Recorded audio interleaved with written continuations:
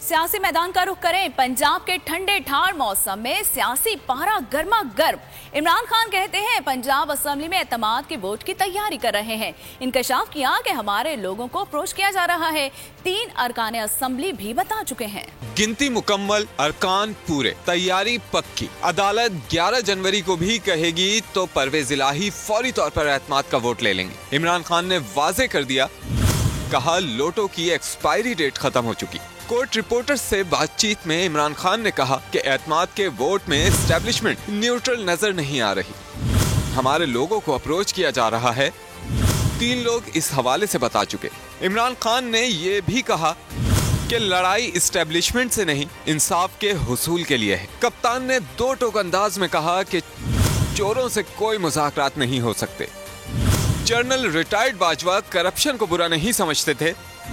एक आदमी शहबाज शरीफ को जीनियस समझता था। देखें अब क्या हाल हुआ। 7,50,000 पाकिस्तानी मुल्क छोड़कर जा चुके। तहरीके इंसाफ मुल्क की सबसे बड़ी जमात है।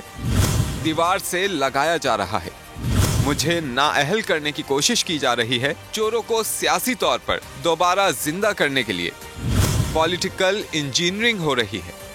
पंजाब में पीपल्स पार्टी और अपर पंजाब में नून लीग को आगे लाने की कोशिश की जा रही है। बलूचिस्तान में बीएपी को पीपल्स पार्टी में शामिल किया जा रहा है। सब कुछ पीटीआई के खौफ से हो रहा है।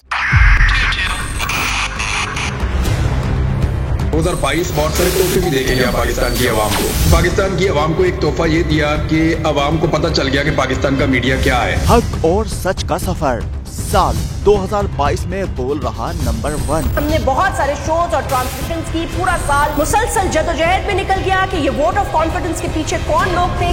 तोड़े रेटिंग के सभी रिकॉर्ड। सोशल मीडिया पर भी सबसे ज्यादा तेजी से 2.4 बिलियन व्यूज का संगे मील अबूर किया। एंकर्स को भी आवाम में सबसे ज्यादा मकबूलियत मिली और सोशल मीडिया पर भी बोल रहा सब पर भारी।